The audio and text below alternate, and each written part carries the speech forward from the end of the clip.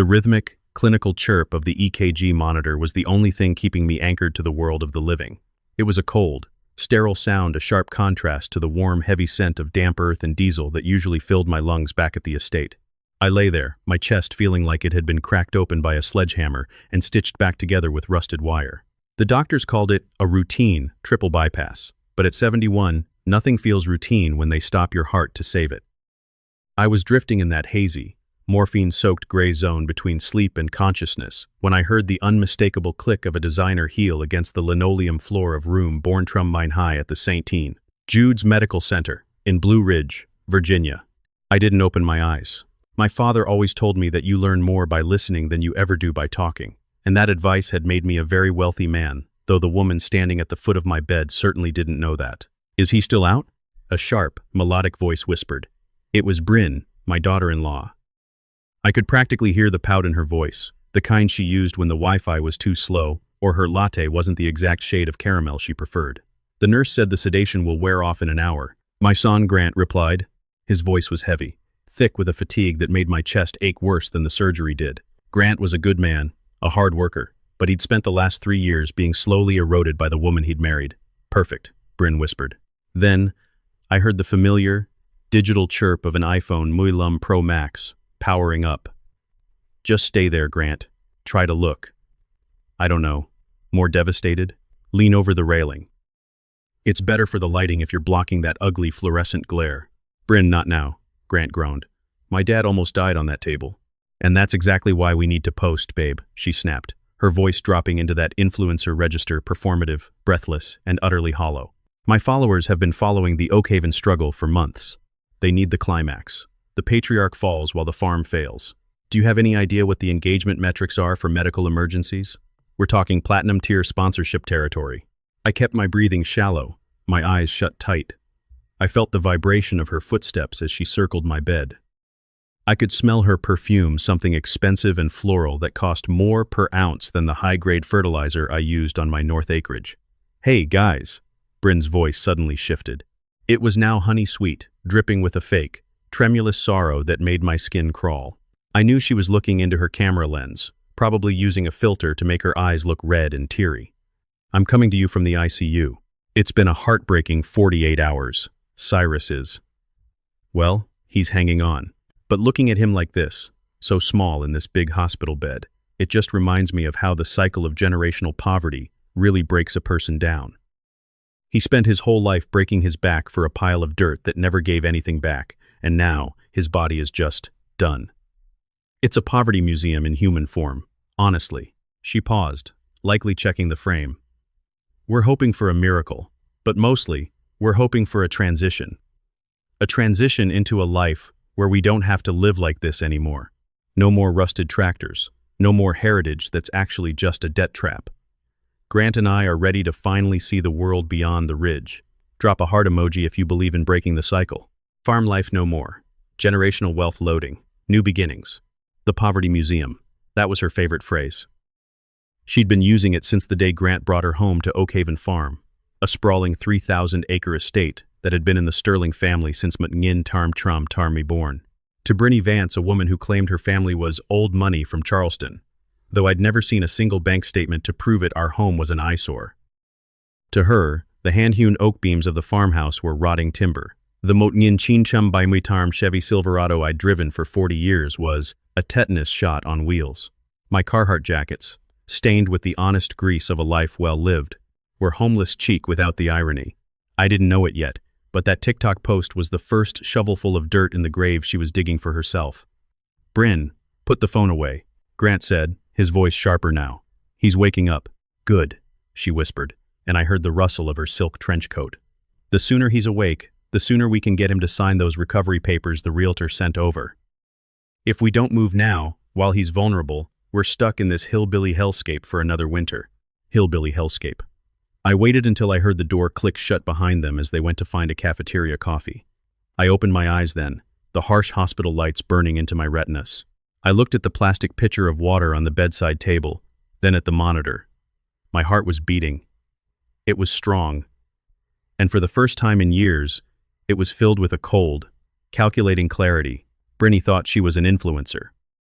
She thought she was the one with the audience, the one with the power, the one documenting the slow death of a poor old farmer. She had no idea that she was just a character in a story I had been writing long before she ever stepped foot on my land. I reached for my phone, which was tucked into the drawer of the nightstand. It wasn't an iPhone Moilum.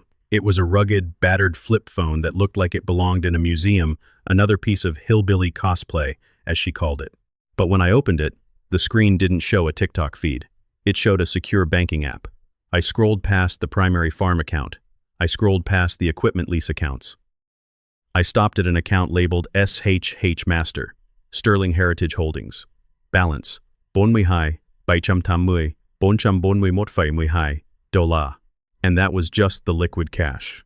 That didn't include the commercial real estate in downtown Richmond, the silent partnerships in 3 of the region's largest logistics firms, or the fact that I was the majority shareholder in the very talent agency that managed Bryn's influencer career. She thought I was stuck in the Motngin Chin Trum Num Muis because I liked the smell of hay and the feel of a steering wheel that didn't require a computer chip to turn. She thought the ledger books on my desk were a sign of a dying mind because they were handwritten in ink. She didn't realize those ledgers contained the private debt records of half the elite families in this county, including her own parents. I leaned back against the pillows, the pain in my chest flaring, but I welcomed it. It reminded me I was alive. I pulled up Bryn's TikTok profile. There I was, blurred in the background, a frail old man with tubes in his nose, while she pouted for her Mutramnamui, home followers. The caption read, "Sometimes you have to let the old ways die so the new ones can bloom. Success mindset, inheritance. You want an inheritance, Bryn?" I whispered to the empty room. "I'll give you one you'll never forget." I pressed a speed dial button. It was answered on the first ring. "Cyrus?" The voice on the other end was deep, professional. It was Silas Blackwood, my attorney and a man who knew where every body in this state was buried, mostly because I'd paid for the shovels. "Silas," I said, my voice raspy but firm. "The surgery went well, but I've had a change of heart. Not the medical kind. I heard about the social media posts, Cyrus. My daughter showed me. It's offensive, to say the least." "Offensive is a mild word for it, Silas. It's an opportunity. I want you to pull the file on the Pinnacle Ridge Country Club. The one regarding the Davis family's outstanding membership dues and their private loan for the vineyard expansion." "Bryn's parents?" Silas asked. "Cyrus, you've been carrying that debt for 3 years as a favor to Grant.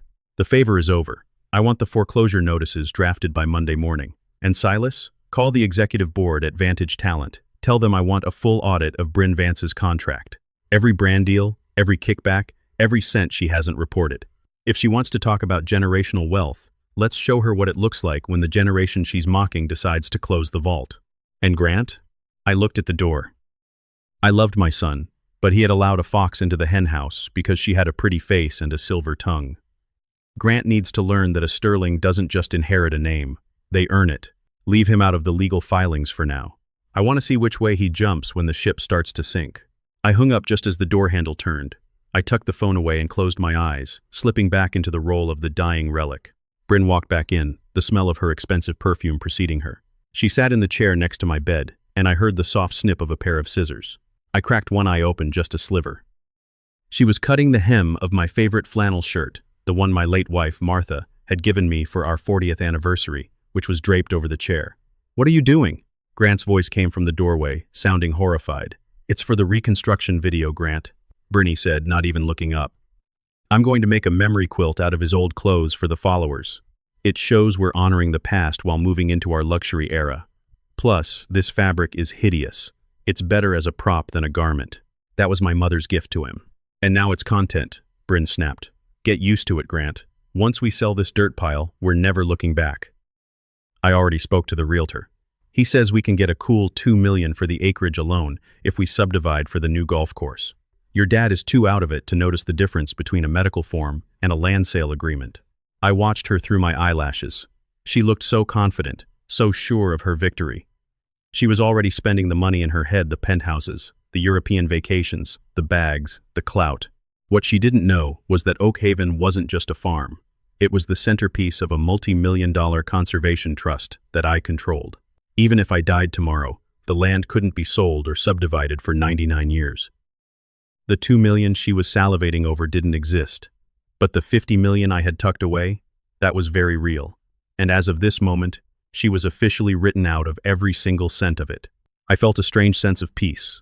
The surgery had fixed my physical heart, but Bryn Vance had just fixed my resolve. "I'm going to go live for a few minutes in the hallway," Bryn said, standing up and smoothing her dress. "The waiting for the end update always gets the most gifts. Stay here and call me if his heart rate drops. I want to get the reaction on camera." She walked out, her heels clicking a death march she didn't even know she was playing. I waited until she was gone. Then I looked at Grant. He was sitting at the foot of my bed, his head in his hands, staring at the ruined flannel shirt. He looked broken. "Grant," I whispered. He jumped, his eyes wide. "Dad, you're awake?" "Oh, thank God. I'll go get the nurse. I'll get Bryn." "No," I said, reaching out a trembling hand to grab his arm.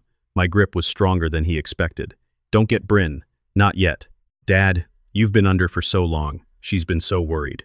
She's been filming my funeral while I'm still breathing, son," I said, my voice like gravel. "I heard everything. I saw the video."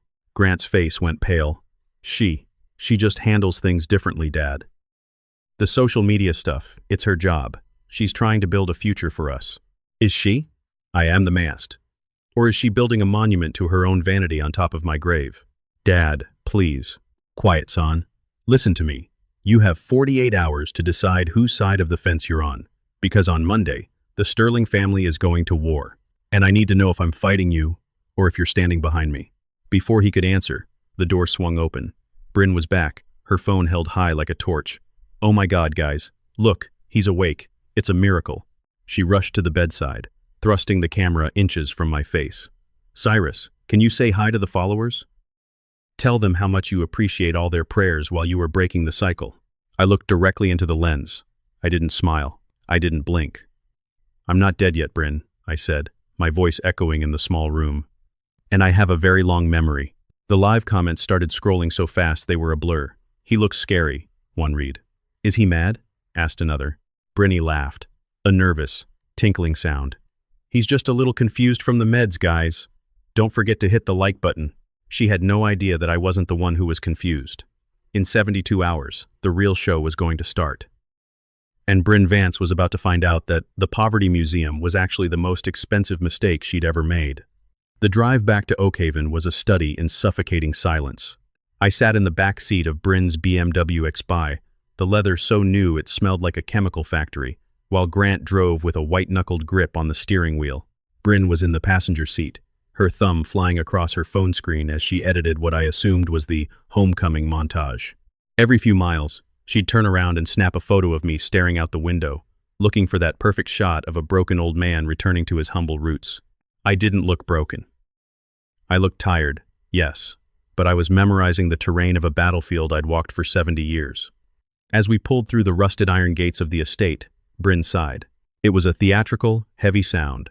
"We really need to do something about those gates, Grant. They scream, foreclosure.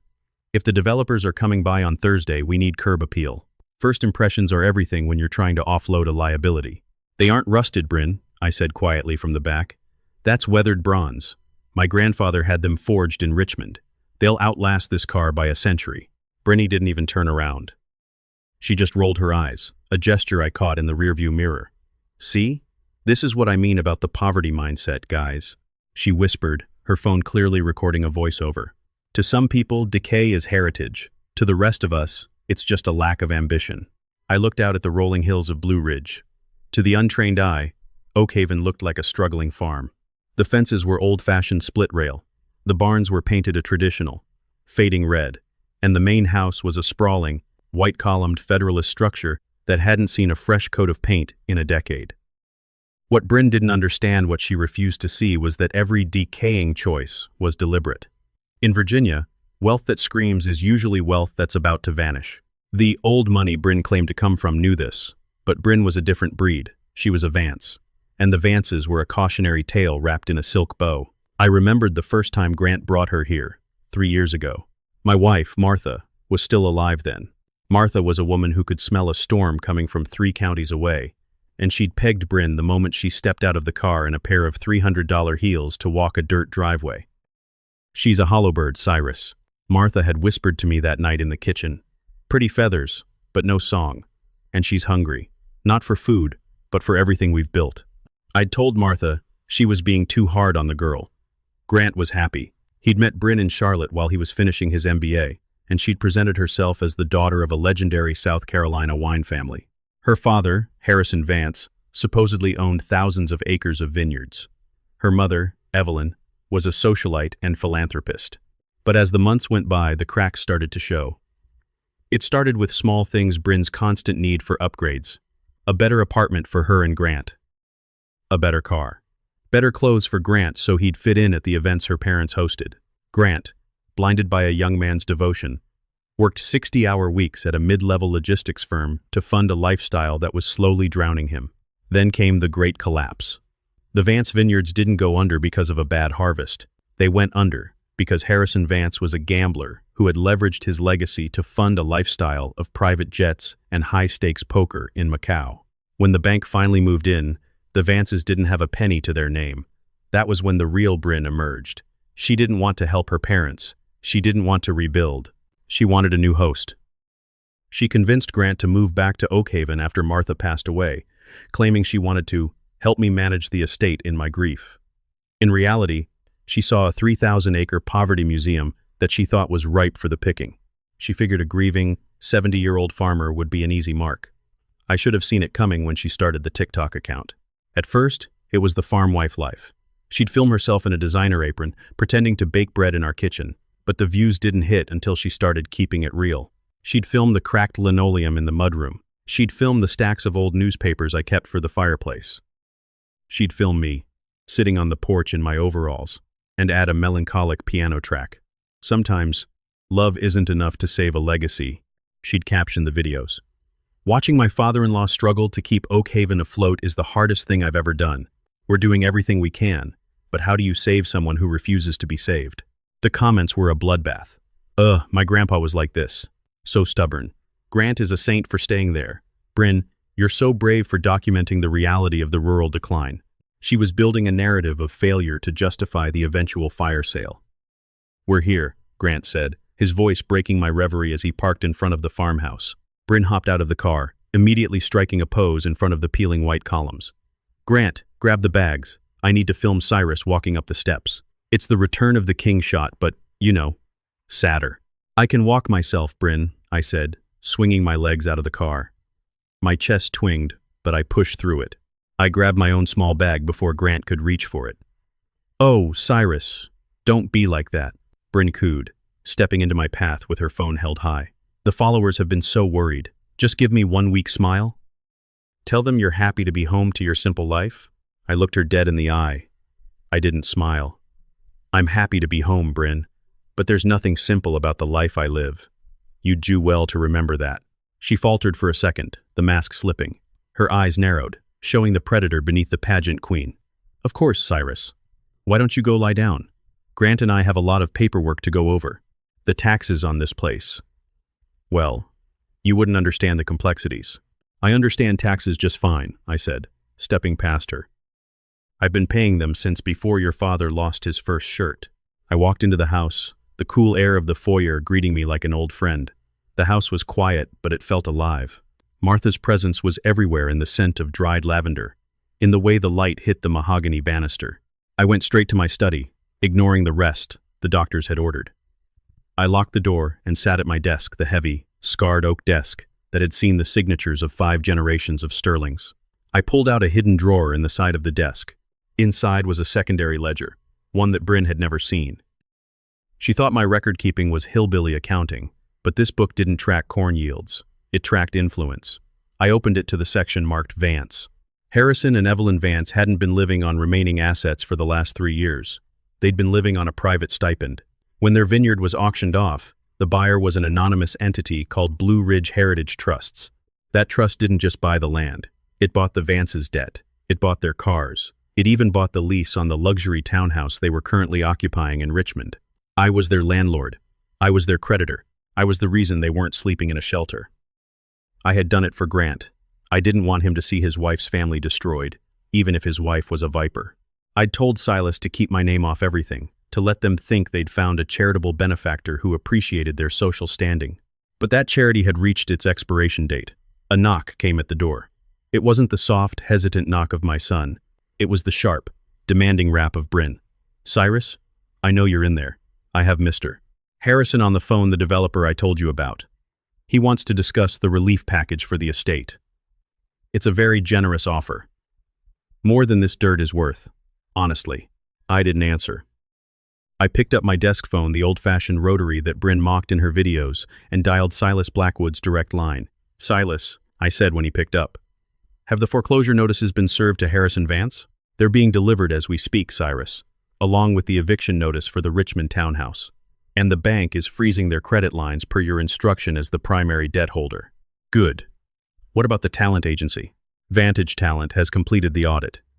It turns out Bryn has been skimming off the top of her brand deals, taking off the books payments to avoid the agency's commission. And she's been using Oak Haven's address to claim small business tax credits she's not entitled to. It's messy, Cyrus. If the IRS gets wind of this, she's looking at more than just a banned account." "Hold the IRS for now," I said. "I want her to feel the floor drop out from under her first.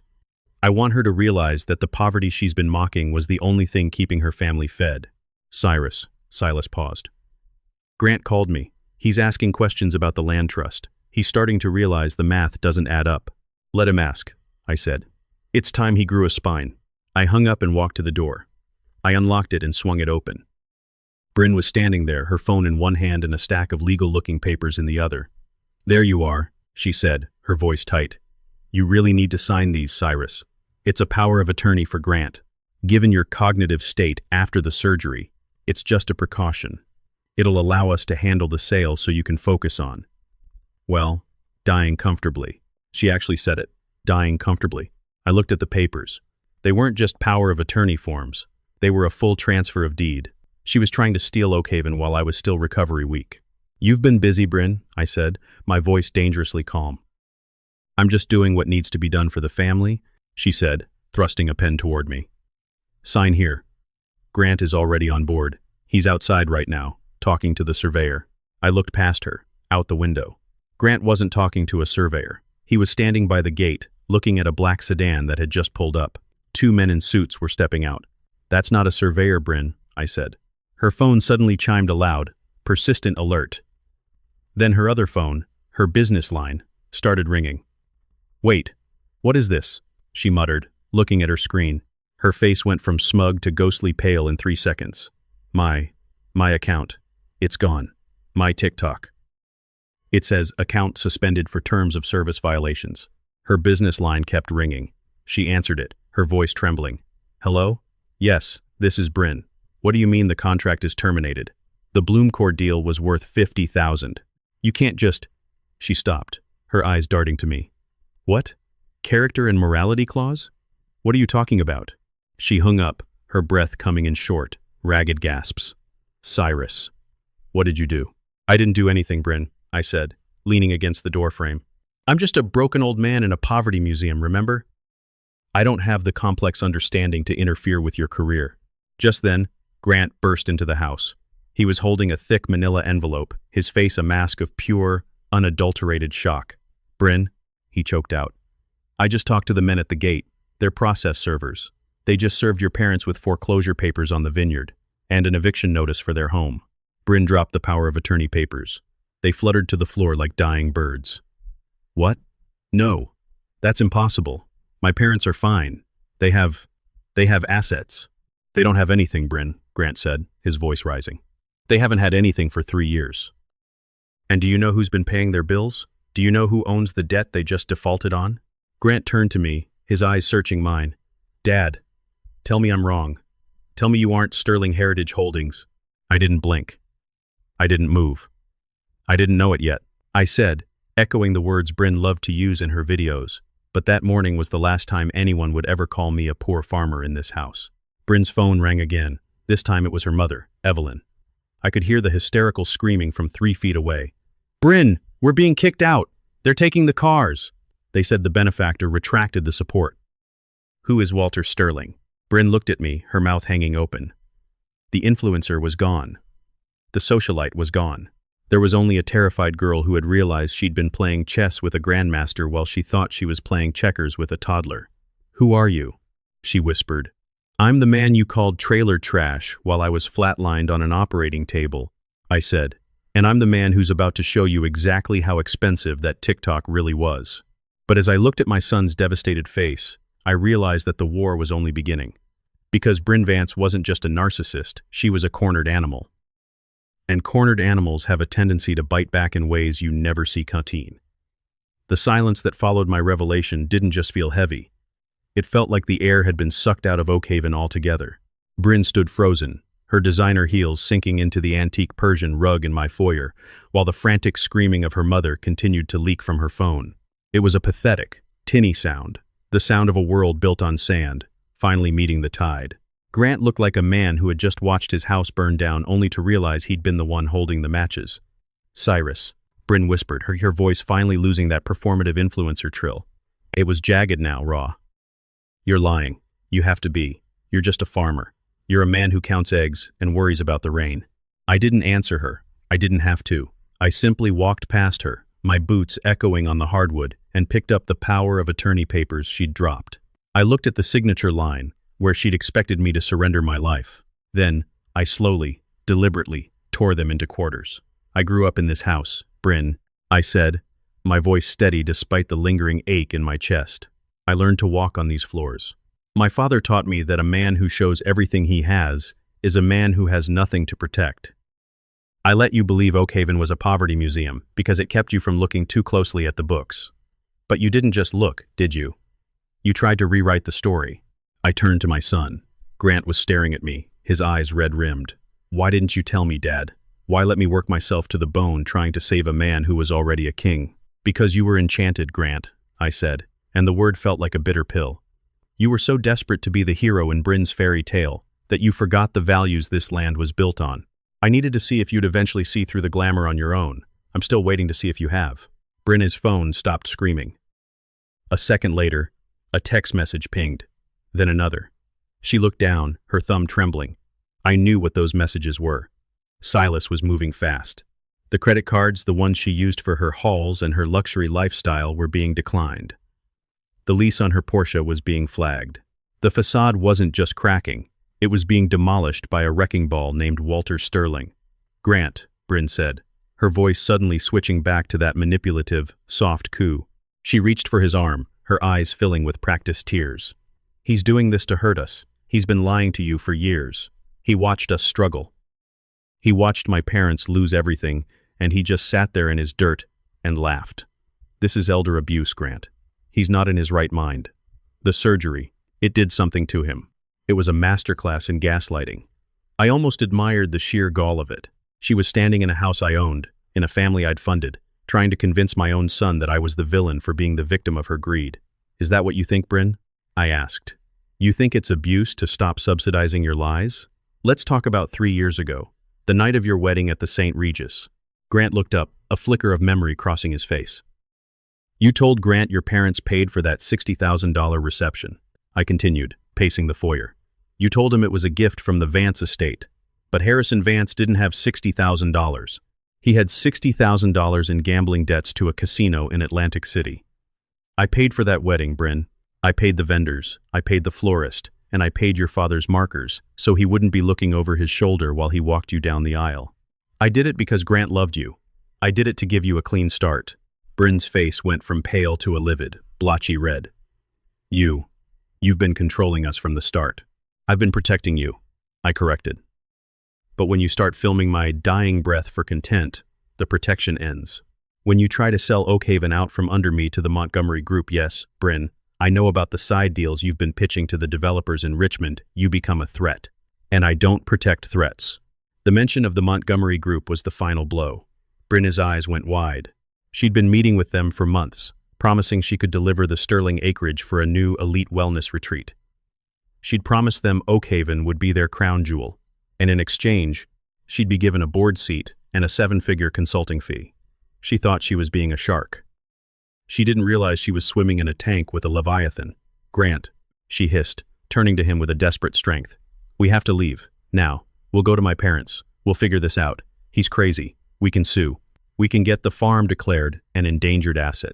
Go where, Bryn? Grant asked, and his voice was cold, colder than I'd ever heard it. He held up his phone. My mother-in-law just texted me. They're standing on the sidewalk in Richmond. The locks on the townhouse have already been changed. The cars were towed 10 minutes ago. Your father is at the police station because he tried to strike the process server. There is no Vance estate to go to. Grant stepped back from her, his hands shaking. The man you've been calling trailer trash is the only reason your parents aren't in prison for fraud. And the man you've been calling stuck in the past is the only reason I'm not $500,000 in debt. I've been such a fool. Grant, honey, no. I'm going to the guest house, Grant said, ignoring her. He looked at me, a deep, soul-shattering shame in his eyes. Dad, I need time. I need to think. Take all the time you need, son, I said. The guest house is open, but Bryn stays here. We have things to discuss. I'm not staying anywhere with you. Bryn screamed, her composure finally shattering. You're a monster. You think you've won? I have 1 million followers. I'll tell them everything. I'll tell them how you've held us hostage, how you've manipulated our lives. I'll destroy the Sterling name before the sun goes down. You can try, I said, pulling a small digital recorder from my pocket. I pressed play. I already spoke to the realtor. He says we can get a cool $2 million for the acreage alone if we subdivide. Your dad is too out of it to notice the difference between a medical form and a land sale agreement. Bryn's own voice filled the foyer, cold and predatory. I have hours of this, Bryn, I said, clicking it off. Every conversation you had in that hospital room, every strategy session you had with the Montgomery Group on your business's line, which, by the way, is registered to Sterling Heritage Holdings. I own the logs, I own the recordings. If you so much as post a single sad emoji about this family, I will release the unedited, raw footage of who you really are. I'll make sure every brand you've ever worked with sees the authentic Bryn Vance. She looked like she wanted to lung at me, to claw my eyes out, but she knew she was beaten. For the first time in her life, there was no filter to save her. No lighting that could hide the truth. What do you want? She spat. I want you to experience the life you've been mocking, I said. You're not going to jail, Bryn. That's too easy. And I'm not throwing you out on the street, not yet. You're going to live here, at Oakhaven, but not in the main house. You're going to live in the old caretaker's cottage by the North Creek, the one with the Poverty Museum furniture. No Wi-Fi, no designer clothes. You'll work the gardens. You'll earn your keep, just like every Sterling has for 100 years. You can't make me. I don't have to make you, I said. But if you leave this property, I trigger the fraud investigation into your tax filings. I trigger the debt collection on your parents. And I make sure your father spends his golden years in a state penitentiary instead of a country club. The choice is yours. A humble life of work or a public life of ruin. She looked at the door, then back at me. I could see the wheels turning. She was still looking for a way out, a way to spin this. But she was trapped in a cage of her own making. I hate you, she whispered. I know, I said. That's the most honest thing you've said in 3 years. I watched from the porch as she dragged her expensive suitcases down the dirt path toward the caretaker's cottage, her silk dress catching on the brambles. Grant was already gone, his truck disappearing into the shadows of the old oak grove. The house was quiet again, but as I sat on the porch swing, the rhythmic creak-creak of the wood felt like a ticking clock. I'd won the first battle, but I knew Bryn. She was a woman who didn't know how to exist without an audience. And if I didn't give her one, she'd find a way to create a spectacle that would burn Oakhaven to the ground. What I didn't know then, what I wouldn't find out until the next morning, was that Bryn wasn't the only one with secrets. As I went to lock the study, I saw a folder on Grant's desk that hadn't been there before. It was a set of architectural plans, stamped with the Montgomery Group's logo. But it wasn't for a wellness retreat. It was for a high-density waste treatment facility, slated to be built right on top of our primary water table. And the person who had signed the preliminary access agreement wasn't Bryn. It was Grant. My heart, my newly repaired, fragile heart, gave a sickening thump. I leaned against the desk, the world spinning. My son, my only child, hadn't just been blinded by love. He'd been an active participant in the destruction of our legacy. What have you done, Grant? I whispered into the darkness. I didn't know it yet, but the war I'd declared was about to get much more personal. I thought I was teaching my daughter-in-law a lesson. I didn't realize I was about to discover that the generational poverty Bryn kept talking about wasn't in our bank accounts. It was in our blood. The next 72 hours would determine if Oakhaven survived, or if the sterling name was destined to be buried under the very dirt I loved. The paper felt like ice in my hands. I've survived droughts that cracked the earth until it looked like a mosaic of despair, and I've survived blizzards that buried the cattle standing up, but I had never felt a cold like the one that radiated from Grant's signature on those blueprints. My own son, the boy I'd taught to hunt, to fish, and to respect the water table like it was the very blood of the mountain. He hadn't just signed away the land, he'd signed a death warrant for the entire valley. The Montgomery Group wasn't building a wellness retreat. That was the bait Bryn had used to lure him in, a shiny, silk-wrapped lie. The real project, hidden behind layers of shell companies and technical jargon, was a high-capacity industrial waste processing plant. They wanted Oakhaven because our North Ridge sat atop the purest limestone aquifer in the state. It was the perfect natural filter for them to dump their treated runoff, saving them tens of millions in filtration costs, while slowly poisoning every well from here to the Chesapeake. I didn't know it yet, but the betrayal went deeper than just a signature on a page. I didn't wait for morning. I couldn't. The triple bypass had given me a new heart, but it hadn't given me patience for a traitor. I walked out into the humid Virginia night, the air thick with the scent of impending rain. I didn't take the truck. I walked the half-mile to the guest house, my boots crunching on the gravel like bone. Every step was a reminder that I was 71 years old and fighting a war on two fronts. The enemy in the cottage, and the stranger in the guest house, who used to be my son. When I burst through the door of the guest house, Grant was sitting at the small kitchen table, a half-empty bottle of bourbon in front of him. He didn't look up. He looked like a man who had been hollowed out from the inside. "How much, Grant?" I asked, throwing the folder onto the table. It slid across the wood and hit his glass with a dull clink. He finally looked at the blueprints, then at me. There was no defiance in his eyes, only a dull, flat exhaustion. "It wasn't about the money, Dad. Not at first." "Don't lie to me," I barked, the sound echoing in the small room. "You signed an agreement for a waste facility. You agreed to let them poison this ridge. Your grandfather's ashes are scattered on that north slope. Do you think he'd care if it was about the money or not?" "Bryn told me it was a biorecovery center," Grant whispered, his voice cracking. "She said they were going to use the limestone to naturally neutralize medical waste. She said it was green tech. She told me it was the only way to pay off the back taxes and the secret debts she said you'd accumulated." "Secret debts?" I pulled out my phone and threw it on the table next to the bourbon. "I don't have debts, Grant. I have assets. I have the deeds to half the commercial district in Blue Ridge. I have the paper on your wife's family. You didn't ask me?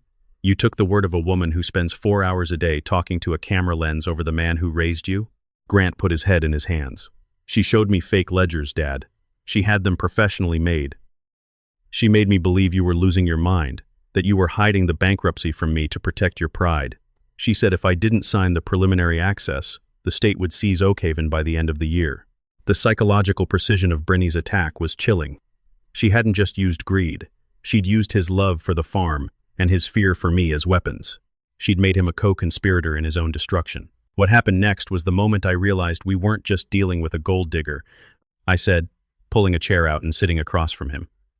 "We're dealing with a syndicate. The Montgomery Group doesn't just find properties. They create the conditions for them to fail.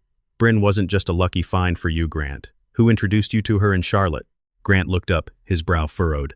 "A recruiter at the logistics firm, a guy named Jax Blackwood." I froze. Silas Blackwood was my attorney, my most trusted confidant. But Silas had a son, a black sheep, who had been disowned years ago for corporate espionage. Jax. The room seemed to tilt. The betrayal was expanding, a dark ink blot on the map of my life. If Jax Blackwood had planted Bryn in Grant's life 3 years ago, this wasn't a spontaneous grab for cash. This was a long con, a 3-year siege designed to crack the Sterling vault. "Stay here," I told Grant, my voice cold. "Don't touch a phone. Don't leave this house. I need to make a call." I walked back out into the night, but I didn't go to the main house. I headed for the North Creek, toward the caretaker's cottage. I could see a faint light flickering in the window, not the warm glow of a lamp, but the blue, rhythmic pulse of a cell phone screen. Despite my orders, despite the lack of Wi-Fi, Bryn was online. I reached the cottage and didn't knock. I kicked the door open. Bryn was huddled in the corner of the small, dusty living room, holding a burner phone. She jumped, nearly dropping the device into the cold stone fireplace. "I thought I told you no screens, Bryn," I said. She didn't look terrified this time. She looked triumphant. She stood up, smoothing out her rumpled silk dress. the blue light of the burner phone reflecting in her eyes like a predator's. "You're too late, Cyrus. The preliminary access agreement is a binding legal instrument in the state of Virginia. Once the heir apparent signs, it triggers an automatic industrial necessity clause. You can't block the surveyors anymore. They'll be here at dawn. I own the land, Bryn, not Grant. And you're a 71-year-old man who just had his chest cracked open," she countered, stepping closer. "The Montgomery Group already filed a protection of interest petition with the county court an hour ago. They're arguing that your recent medical emergency and erratic behavior like, say, forcing your daughter-in-law to live in a shack makes you an unfit conservator of the estate. Grant's signature is the only one the court cares about now." She held up the burner phone. "And guess what? My followers love a victim story. I've been uploading to a new encrypted platform. The Hostage of Oakhaven series is trending. People are calling for a wellness check on you, Cyrus. They think you've snapped." I looked at this girl, this creature I'd allowed into my home, and I felt a wave of pure, unadulterated humiliation. Not for me, but for the sterling name. I had been so arrogant, thinking I was the one playing the long game. I'd been so focused on the money that I'd forgotten about the optics. In Haingen-Lair Heimwisar, a man with $50 million is still just a crazy old farmer, if the internet says he is. "Who is Jax Blackwood to you, Bryn?" I asked. The name hit her like a physical blow. Her smug expression wavered for a fraction of a second. He's a business associate. He's a vulture," I spat, "and he's using you as the carcass." "Do you really think the Montgomery Group is going to give you a board seat? Once they have the land, you're a liability. You're the woman who defrauded the IRS and skimmed from her agency. Jax doesn't leave witnesses, Brinny. He leaves unfortunate accidents. You're just trying to scare me," she said, but her voice lacked its previous edge. She looked at the burner phone, then back at me. "Check the news, Bryn. Not your followers. Check the Richmond Business Wire." I'd made a call on the walk over. Not to Silas, but to a contact I had in the governor's office, a man whose first campaign I'd funded with a quiet, six-figure check. Bryn's thumb hovered over the screen. She typed something in, her eyes scanning the text. Her face went from pale to a sickly, translucent white. "The Montgomery Group enters Chapter Muimut bankruptcy following federal investigation into environmental racketeering," she read aloud, her voice trembling. "What? No, they're too big to fall." "Nobody is too big to fall if you pull the right rug," I said. "I didn't just find the blueprints, Bryn. I found the off-the-books ledgers they were keeping in their Richmond office. It turns out they've been using your father's old vineyard as a dumping ground for years. That's why the soil died. That's why your family went broke. The Montgomery Group didn't just buy your father's debt, they created it." The silence in the cottage was absolute. The only sound was the wind howling through the cracks in the old wooden walls. Bryn looked at the phone, then at the Poverty Museum, furniture, then finally at me. The realization was sinking in. Her benefactors, the people she'd betrayed her family for, were the very people who had destroyed her father's legacy. "They told me they were saving us," she whispered. "They were harvesting you," I said. "And now, they're gone. But the protection of interest petition, that's still active, and Jax Blackwood is still out there. He doesn't need the Montgomery Group to take Oakhaven. He just needs me out of the way." What happened next changed the stakes from a financial war to a fight for survival. A pair of bright headlights swept across the cottage window, cutting through the dark. A heavy, black SUV pulled up the dirt path, its engine a low, predatory growl. It wasn't the surveyors. It was too early for that. Two men stepped out of the vehicle. They weren't wearing suits. They were wearing tactical gear, and they were carrying equipment that didn't look like surveying tools. I didn't know it yet, but my son's signature hadn't just invited the lawyers. It had invited the cleaners. "Stay away from the window," I hissed at Bryn, grabbing her arm and pulling her toward the back door. "Cyrus, what's happening?" she whimpered, the burner phone falling from her hand. "The unfortunate accident I mentioned?" "It just arrived," I said. I looked back at the main house, where Grant was still sitting in the dark. I had $40 million in the bank, 20 properties in 3 counties, and enough political favors to move mountains. But as I looked at the two men approaching the cottage with suppressed sidearms, I realized that none of that mattered. The Montgomery Group was dead, but the ghost they'd left behind, Jax Blackwood, wasn't interested in land trusts or conservation easements. He wanted the one thing that could stop the federal investigation from tracing back to him. He wanted the man who held the ledgers. "Go to the guest house," I told Bryn, shoving her toward the tree line. "Tell Grant to get the shotgun from the floorboards of my truck. Tell him the hillbilly is done playing. It's time to be a Sterling." I didn't follow her. I stayed in the cottage, picking up the heavy iron poker from the fireplace. I was 71, my chest was held together by wire, and I was vastly outgunned. But this was my dirt, my ridge. And if Jax Blackwood wanted a poverty museum, I was going to show him exactly how much it cost to enter. The front door of the cottage kicked open, and the first man stepped into the blue light of the discarded phone. "Cyrus Sterling?" he asked, his voice a cold, professional void. "Wrong house, son," I said, and the darkness of the room exploded into violence. The iron poker was heavier than I remembered. Every ounce of it seemed to pull at the fresh incisions in my chest, a burning reminder that I was a man who had been hollowed out and stitched back together less than a month ago. But adrenaline is a hell of a sedative. When the first man stepped through the door, his silhouette framed by the pale, sickly blue light of the discarded burner phone, I didn't see a professional cleaner. I saw a weed in my garden, and I've spent 70 years pulling weeds. I didn't wait for him to clear his holster. I swung with everything I had, a low, sweeping arc that targeted his lead leg. The iron whistled through the humid air and connected with his kneecap with a sickening, wet crack. He let out a grunt, not a scream, but a short, sharp exhale of pure shock and collapsed.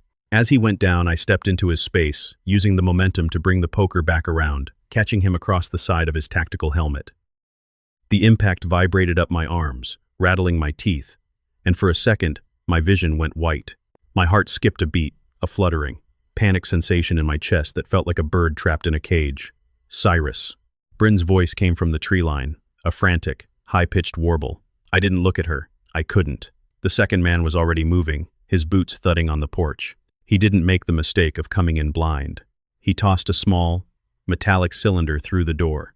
Flashbang. I shut my eyes and turned my face toward the stone fireplace, just as the world exploded in a roar of white light and thunder. Even with my eyes closed, the brightness seared my retinas. My ears rang with a high-pitched whine that drowned out the sound of the rain and the wind. I stumbled, my hands scraping against the rough soot of the hearth.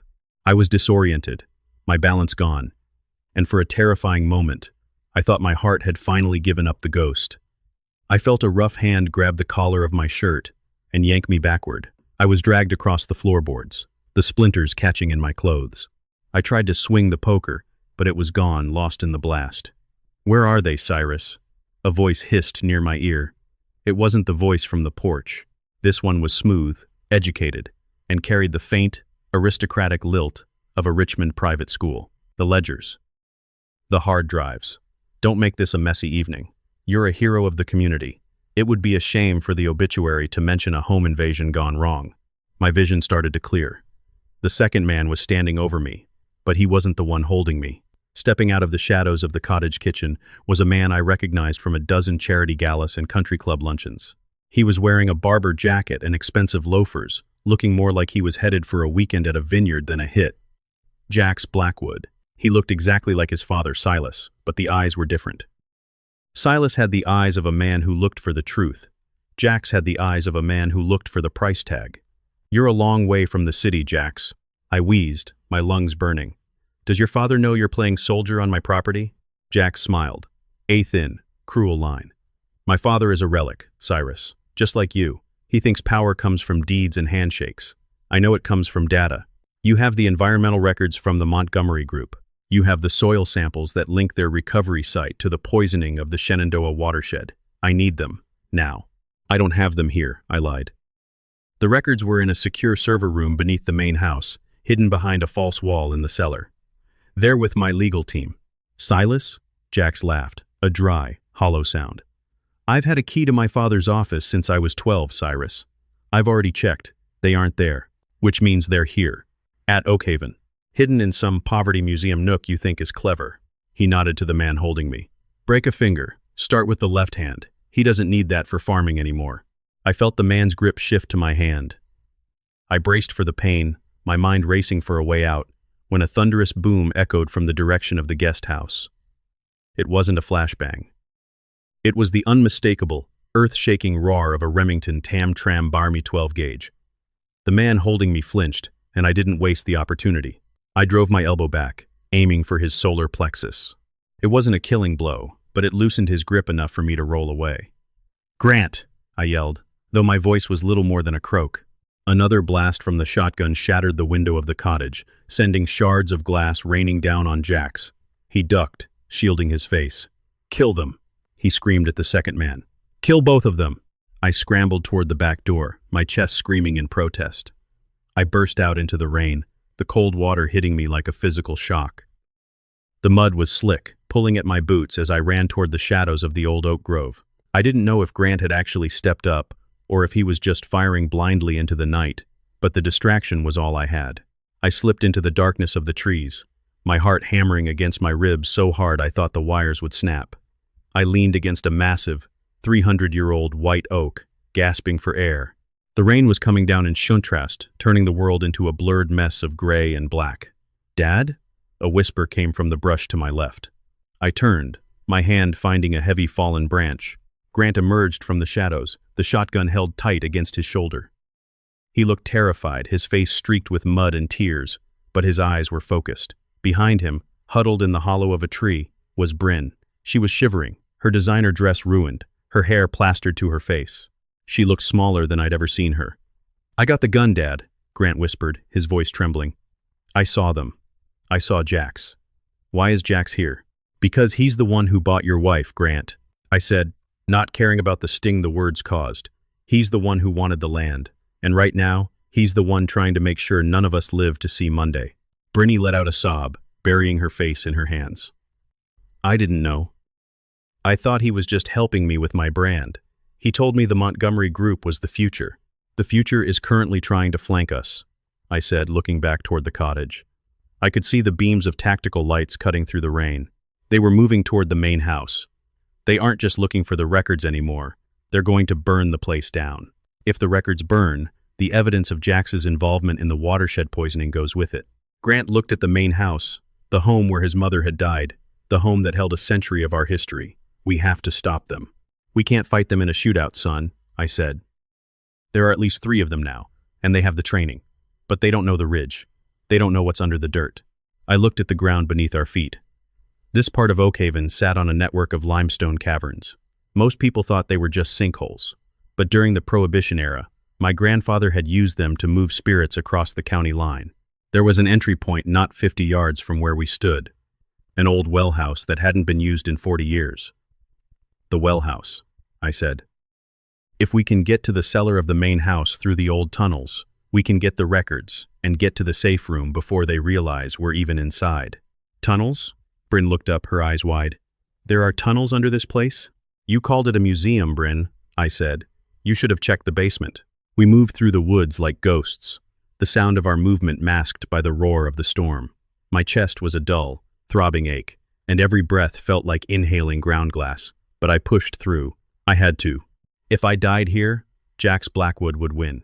He'd turn this ridge into a wasteland and walk away with a clean record and a full bank account. We reached the well house, a small, crumbling stone structure overgrown with ivy. I kicked away the rotted wooden door and stepped inside. The air was cool and smelled of damp stone and earth. I found the iron ring in the floorboards and pulled. It groaned, resisting, but Grant stepped in, helping me heave the trapdoor open. "Down," I commanded. We descended into the dark, the only light coming from the faint glow of the storm outside. The tunnel was narrow and low, the walls dripping with condensation. It was a claustrophobic, suffocating space, but it was ours. I didn't know it yet, but the man I thought was my son's protector, the man who had held our family's legal secrets for decades, was the one who had already sold his soul to the highest bidder. And as we crawled through the belly of Oakhaven, I realized that the real danger wasn't Jax Blackwood. It was the secret that Silas Blackwood had been hiding in his safe for 30 years. A secret that would prove the Sterling family didn't actually own a single acre of Oakhaven. "Dad, what is that?" Grant whispered, pointing his flashlight at the wall of the tunnel. I looked. There, carved into the limestone in a script I recognized from my own father's ledgers, were the words, "Property of Vance." My heart stopped. Not because of the surgery, and not because of the adrenaline.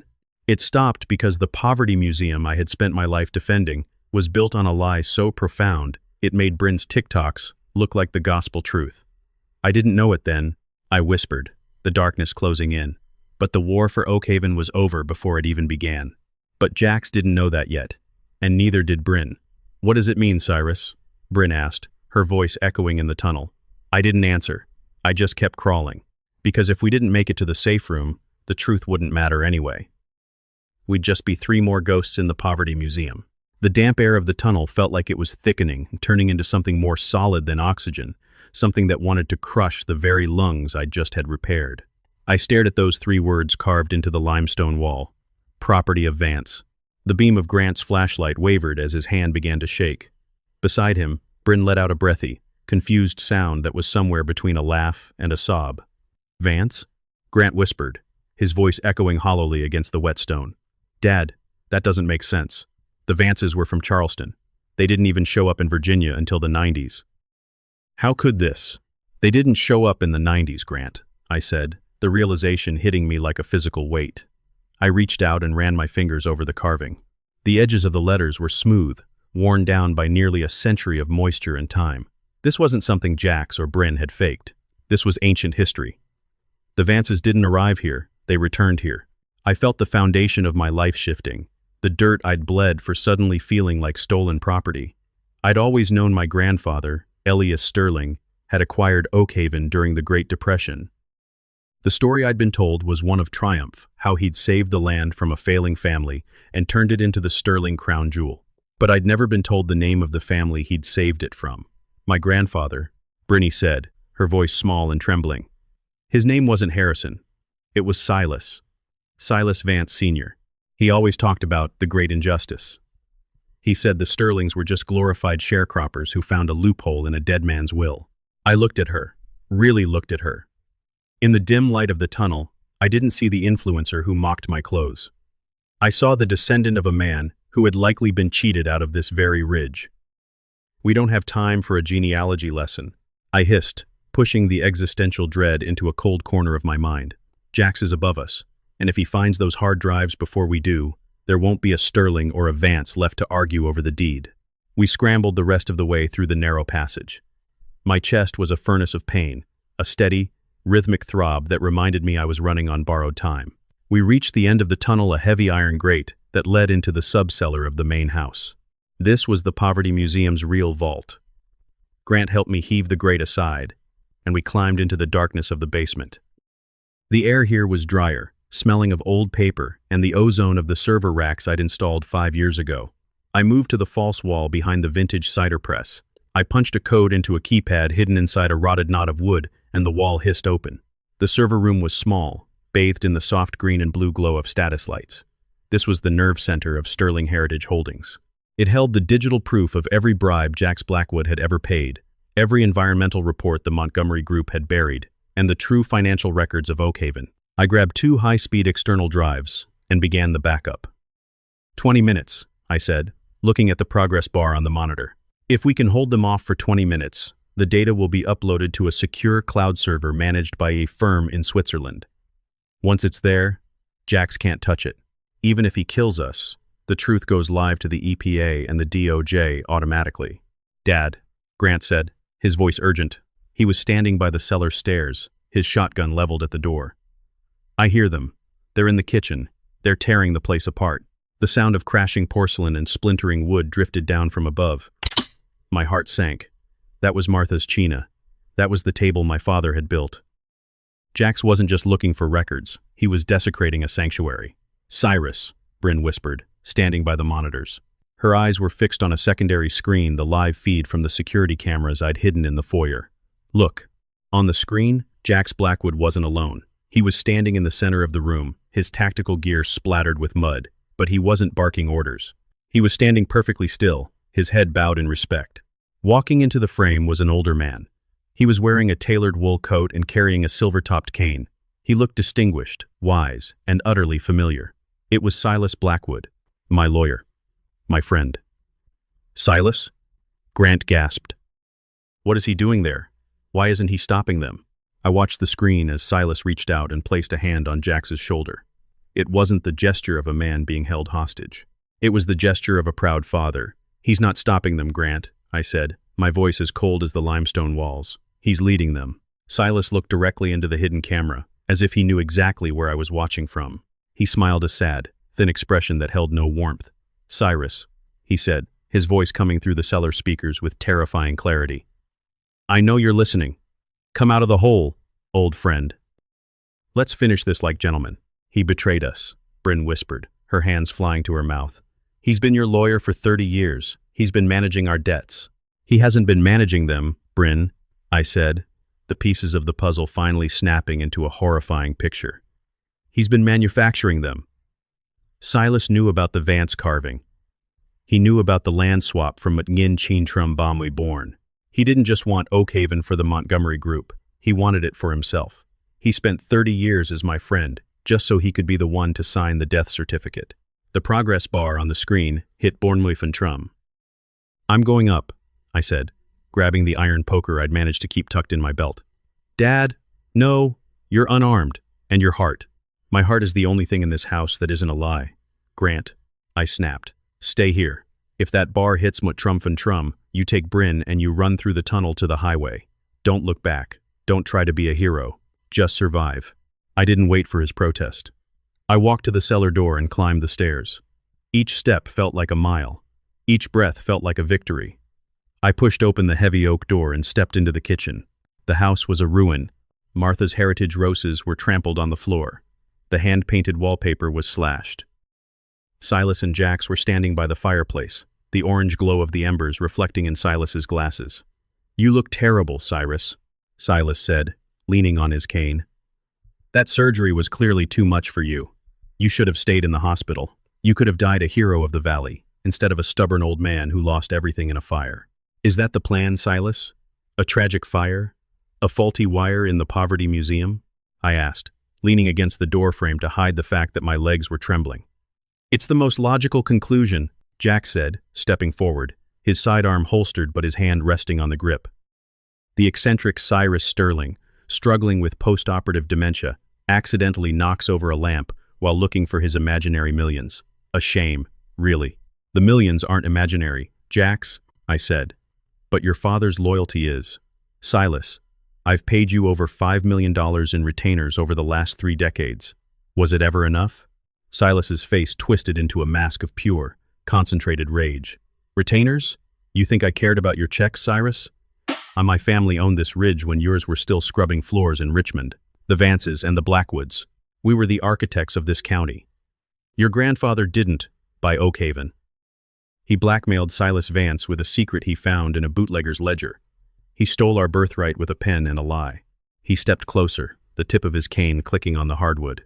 "I didn't become your lawyer to help you, Cyrus. I became your lawyer to dismantle you. I watched you build your empire. I watched you buy the country club, the schools, the rentals. Every time you bought a piece of this town, you were just buying back what belonged to us. And tonight, the cycle finally breaks." "You used Bryn," I said, glancing at the cellar door. "You used her parents. You destroyed them just to get to me." "Collateral damage," Jax shrugged. "Bryn was a perfect tool. Narcissistic, greedy, and just smart enough to be dangerous. She did more to ruin your reputation in 6 months than we could have done in 6 years. She's in the house, Silas," I said. "And so is Grant. Are they collateral damage too?" Silas paused. A flicker of something, maybe the last shred of a conscience, crossed his face. But then it vanished, replaced by the cold steel of ambition. "Grant is a Sterling. He chose his side. And Bryn, well, she's a Vance, who doesn't know her own history.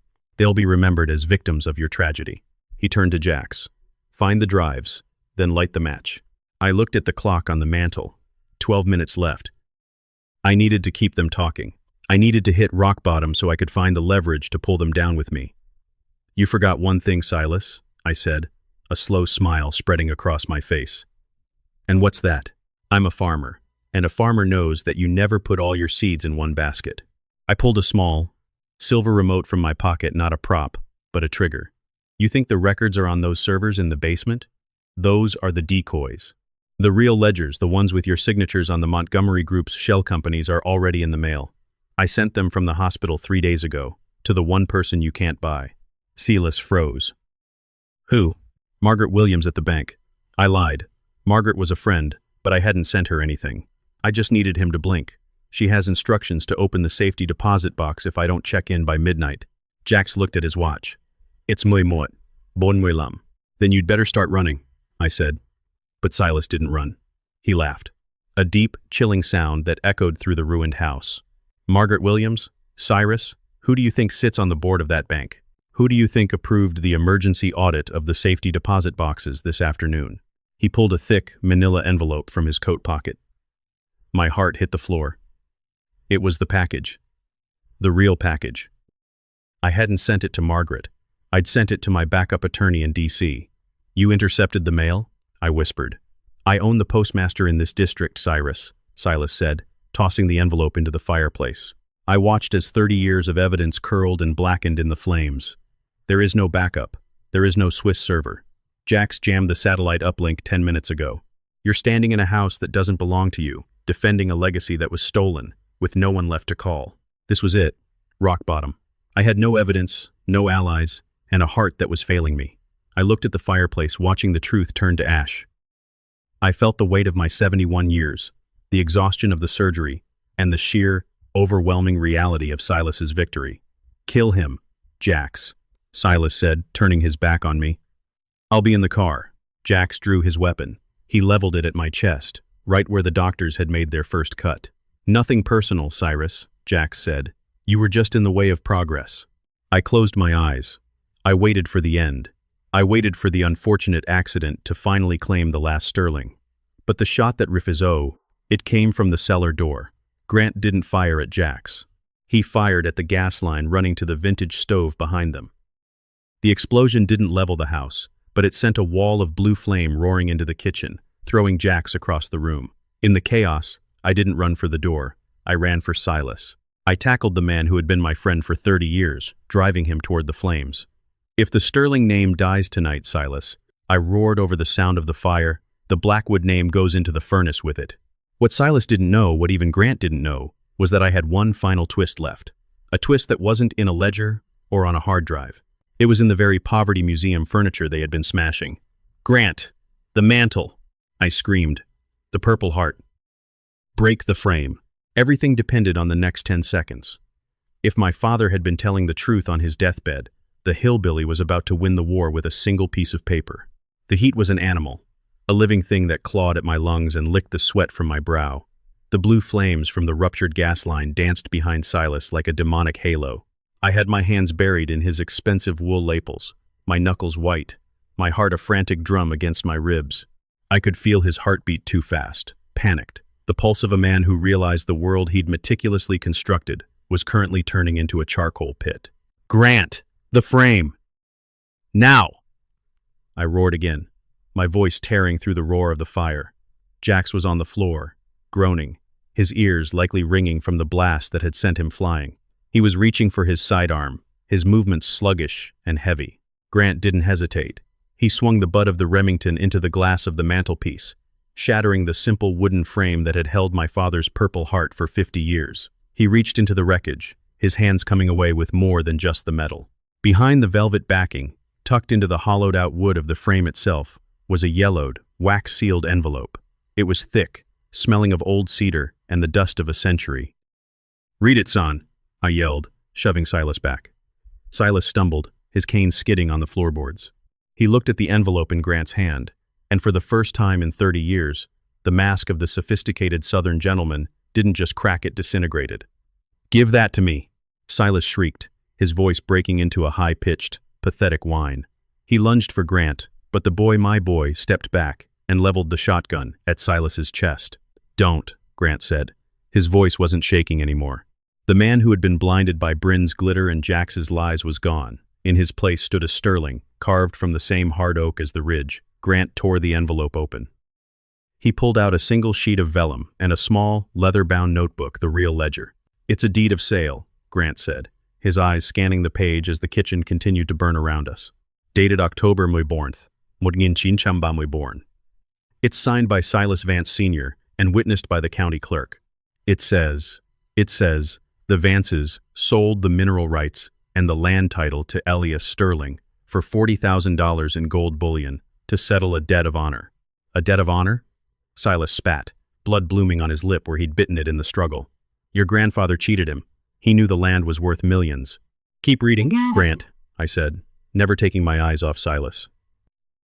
Grant turned the page. His face went stone cold. There's a codicil. A secondary agreement. It's signed by your father, Silas. Arthur Blackwood. It says the Blackwood family acted as the intermediaries for the sale and received a 20% commission for ensuring the Vances left the state. And there's a ledger entry. Arthur Blackwood didn't give the Vances the $40,000. He gave them $5,000. He kept the rest. The silence that followed was louder than the crackling of the oak beams. Silas looked like he'd been struck by lightning. His whole narrative, the great injustice, the stolen birthright, the reason he'd spent 30 years trying to destroy me was a lie. His own father hadn't been the victim of the Sterlings. He'd been the architect of the Vances' ruin. No, Silas whispered, his knees buckling. My father, he told me. He said Elias Sterling was the thief. Your father was a Blackwood, Silas, I said, stepping toward him as the smoke began to swirl around us in thick, choking ribbons. He did what Blackwoods do. He found a way to profit from someone else's tragedy. He lied to you so you wouldn't ask where the family money came from. He gave you a villain so you wouldn't have to look at the man in the mirror. Jax had finally found his feet. He was standing by the window, the pistol in his hand, but he wasn't looking at me. He was looking at his father. You told me this was ours, Dad. You told me we were taking back what was ours. You mean to tell me we're doing all this for a lie? We're killing people for a debt we owe them? Jax, listen to me, Silas started. I'm done listening, Jax screamed. He looked at the fire, then at the manila envelope Silas had tossed into the fireplace earlier, the one Silas thought was the evidence against him. I started to laugh. It was a dry, hacking sound that turned into a cough as the smoke hit my lungs. What's so funny, Cyrus? Jax hissed, turning the gun on me. The envelope your father burned, I gasped, clutching my chest. The one he thought was my backup evidence? Silas, you really should have checked the contents before you played the grand gesture. I looked at Silas, who was staring at the charred remains in the hearth. That wasn't the evidence, Silas. That was your own family's original mortgage on your house in Richmond, the one I bought from the bank last year. I was going to give it to you for Christmas. I was going to hand you your family's freedom as a thank you for 30 years of friendship. You just burned the only proof that your home is paid for. The irony was the final blow. Silas let out a low, animalistic moan and collapsed onto his side, his cane clattering away. He had destroyed his own legacy while trying to steal mine. He had burned his own house down to spite me. Dad, we have to go. Grant grabbed my arm. The roof is going to go. Not without the drives, I said. Bryn has them, Grant said. Breitnot has them. I looked toward the cellar door. Bryn was standing there. The two external drives clutched to her chest. She was covered in soot, her expensive clothes melted and torn, but she was looking at Silas with a terrifying, cold clarity. You used me, she said to Silas. You made me the face of a crime I didn't even understand. You were going to let me go to prison while you and Jack sat in your restored Oakhaven. Bryn, honey, I can help you. Silas whimpered from the floor. Help yourself, she spat. She looked at me, then at the hard drives. I'm taking these to the authorities, Cyrus. Not because I care about your farm, but because I'm not going down for a Blackwood lie. Go, I said. The tunnel is clear. She didn't wait. She disappeared back into the cellar. I knew she'd probably try to negotiate her way out of her own tax fraud by handing over the Blackwoods, and I was fine with that. I'd deal with her later. Right now, there was the matter of the two men in my kitchen. Jax, I said, looking at the younger Blackwood. The sirens are 5 minutes out. I called the state police before I left the cottage. If they find you here with a gun and a burning house, your life is over. But if you take your father and you leave through the front door, you might make it to the woods before they perimeter the ridge. Why? Jax asked, his gun hand wavering. Why let us go? Because I want you to live, I said. I want you to live every day knowing that you're a pauper. I want you to know that I own every debt, every car, and every dream your father ever had. I'm not going to kill you, Jax. I'm going to watch you survive in the world you tried to build for me. Jax stared at me for a long beat. Then, he holstered his weapon. He didn't look at Silas with love. He looked at him like he was a piece of heavy luggage. He grabbed Silas by the arm and dragged him toward the front door. This isn't over, Cyrus. Silas wheezed as he was pulled away. It's been over for 90 years, Silas, I said. You're just the last one to find out. They disappeared into the rain, the black SUV roaring to life and tearing down the driveway just as the first flicker of blue and red lights appeared on the far horizon. Grant and I stood in the kitchen as the ceiling joists began to groan. The fire was roaring now, consuming the Poverty Museum one piece of history at a time. I looked at the table my father had built. I looked at the marks on the doorframe where we'd measured Grant's height every year. I looked at the heritage roses on the floor, now turning to black ash. "Dad, we have to move." Grant pulled me toward the cellar. "Wait," I said. I walked over to the mantel. The Purple Heart was lying in the debris. I picked it up. It was heavy, the ribbon singed, but the gold shone through the soot. I tucked it into my pocket. We retreated into the cellar, pulling the iron grate shut just as the kitchen floor above us collapsed in a spectacular shower of sparks and heat. The tunnel was cool, the silence of the earth returning as we crawled back toward the well house. I didn't know if the house would survive. Part of me hoped it wouldn't. Maybe Oakhaven needed to burn. Maybe the Sterlings and the Vances and the Blackwoods had bled into this soil for too long, and the only way to start over was to let the fire have its say. We emerged from the well house 20 minutes later. The rain had turned into a torrential downpour, a deluge that was finally winning the fight against the flames. The main house was still standing, but the north wing was a blackened skeleton, the white columns now charred like old teeth. Fire trucks and police cruisers were swarming the property. I saw Bryn being led to a cruiser, her hands in zip tees, but she was talking fast and furious to an agent in a windbreaker. She was doing what she did best, creating a narrative. Grant and I sat on the tailgate of my old Chevy Silverado, which was parked safely by the north gate. The paramedics were fussing over me, checking my vitals, but I barely felt them. I just watched the smoke rise into the Virginia sky. "What now, Dad?" Grant asked. He was holding a thermal blanket around his shoulders, his face illuminated by the flashing lights. I reached into my pocket and pulled out the small, leather-bound notebook, the real ledger that had been hidden in the frame. I didn't open it to the financial pages. I opened it to the back, where my father had written a single line on the day I was born. "Wealth is the ability to walk away from a fire with your head held high." "Now," I said, looking at my son, "we rebuild. But we don't build a museum, Grant. We build a home. And this time, we don't hide the locks." I didn't know it yet, but the final twist wasn't about the land or the money or the Blackwoods' betrayal. The final twist was waiting for me at the hospital. 3 days later, while I was resting in a new room far away from the ICU, a woman walked in. She wasn't a nurse, and she wasn't a lawyer. She was young, maybe 30, with sharp eyes and a familiar tilt to her head. "Mr. Sterling?" she asked. "Who wants to know?" She sat down in the chair by my bed and pulled a small, silver locket from her neck. She opened it to reveal a photo of a woman who looked exactly like Martha. "My name is Elena," she said, "and I think it's time we talked about the daughter you didn't know your wife had before she met you, the one who actually owns the controlling interest in Sterling Heritage Holdings." My heart, my new, fragile, battered heart, skipped a beat, not out of fear, but out of a sudden, overwhelming sense of completion. The story of Oakhaven wasn't over. It was just finally getting honest. The silence in the hospital room was different now. It wasn't the sterile, lonely silence of a dying man. It was the heavy, pregnant silence of a world expanding. I looked at Elena, really looked at her.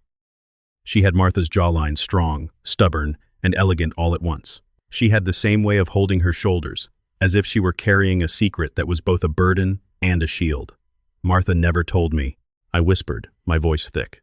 "We were married for 40 years, Elena. We shared everything. Every drought, every harvest, every penny. How could she keep you a secret?" Elena reached out, her fingers brushing the edge of the hospital bed. "She didn't do it to hurt you, Cyrus. She did it to save me. You have to understand the time she came from. Before you met her, she was caught in the crossfire of the Vance and Blackwood families. She saw what they did to people they loved. When she realized she was pregnant by a man who was nothing more than a pawn for Silas's father, she ran. She gave me up to a family in Kentucky, but she never stopped watching. And she never stopped building." She pulled a thick, leather-bound portfolio from her bag. It wasn't a ledger. It was a trust document. Sterling Heritage Holdings wasn't just your quiet investments, Cyrus, Elena explained, her voice steady. Martha was the one who structured the offshore accounts. She was the one who diverted the surplus from the organic contracts into the conservation trust. She knew that if Silas ever realized how much Oakhaven was actually worth, he'd come for it. So she made sure that on paper, you were just a successful farmer. But the controlling interest, the numwe mort van trum that dictates the future of the land, was placed in a blind trust for her firstborn. She wanted to make sure that if the Sterlings ever lost their way, there would be a fail-safe. I leaned back, a dizzying sense of irony washing over me. All those years, I thought I was the one protecting Martha. I thought I was the one playing the long game, hiding our wealth behind the poverty museum facade. I never realized that my wife was the one protecting me. She'd built a fortress within a fortress. And Grant? I asked. Does he know? He's outside, Elena said. He's been talking to the federal agents, and he's been talking to me. We've had 3 days to get acquainted while you were under. He's a good man, Cyrus. He's just been starving for a kind of life he didn't understand. The door opened, and Grant walked in. He looked older, the boyish softness finally hammered out of his face by the heat of the fire. He walked over to my side and took my hand. His grip was firm, the grip of a man who had finally found his footing. Bryn's done, Dad, Grant said quietly. The feds took her statement, but they also took her laptop. They found the communication logs between her and Jax. She wasn't just a victim. She was helping them bypass the state environmental protocols, in exchange for a payout they never intended to give her. She's facing 5 to 10 for racketeering and conspiracy. Her parents are being evicted from the Richmond house tomorrow. They're asking for help. And? I asked. Grant looked at Elena, then back at me.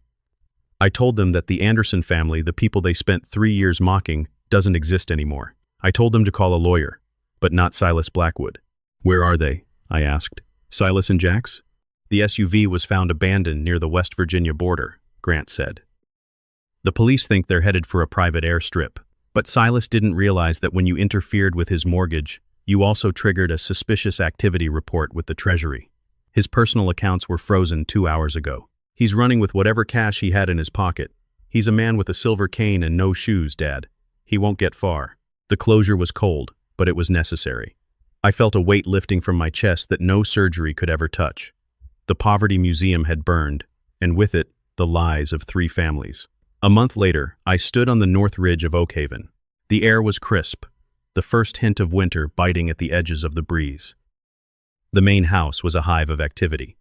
Contractors were stripping away the charred timber, preparing to rebuild. We weren't building the Federalist Mansion again. We were building something smaller, sturdier, a house made of stone and light. Elena was staying in the guest house. She hadn't come for the money. She was a successful architect in her own right, a woman who had built her own life without ever knowing the sterling name.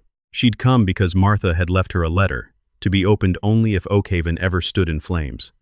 The letter had told her it was time to meet her brother. Grant was down in the north pasture, working with a team of environmental specialists. They were testing the soil, ensuring the Montgomery Group's preliminary access hadn't left any permanent scars. He was wearing his mother's old work gloves, his sleeves rolled up, looking like a man who finally understood that the dirt under his fingernails was more valuable than the followers on a screen. My phone buzzed in my pocket. It was a notification from a news app. Former social media influencer, Bryn Vance, sentenced to 6 years in federal prison. I deleted the notification without reading it. She was a ghost now, a character in a story that had finally reached its final page. I looked out over the valley, at the limestone ridges that had held our secrets for a century. I thought about the Poverty Museum, and the TikToks, and the gold bullion, and the fake ledgers. I thought about the irony of it all, how we spend our lives building walls to keep people out, only to realize that the people we love are the ones who were building the foundations all along. Authentic wealth, I realized, isn't about what you can show the world. It's not about the car you drive, the bag you carry, or the millions you have tucked away in a Swiss server. It's about the truth you can stand in when everything else is stripped away. It's about the people who stay in the room when the lights go out. I reached into my pocket and pulled out the Purple Heart. I'd had it cleaned and polished. It sat in the palm of my hand, a small, heavy piece of history. My father had earned this for his heart. I'd earned mine for my legacy. I looked toward the house and saw Grant waving at me from the pasture. Elena was walking toward him, a set of blueprints under her arm. They looked like a family. A complicated, messy, scared family, but a family nonetheless. You were right, Martha, I whispered into the wind. The old ways had to die so the new ones could bloom. I just wish you were here to see the garden. I turned away from the ruins and started the long walk down the ridge. I didn't walk like a Brookson man. I didn't walk like a billionaire. I walked like a sterling firm, steady, and with my eyes fixed on the horizon. Oakhaven was no longer a museum. It was a home. And for the first time in my life, I didn't feel the need to hide the keys.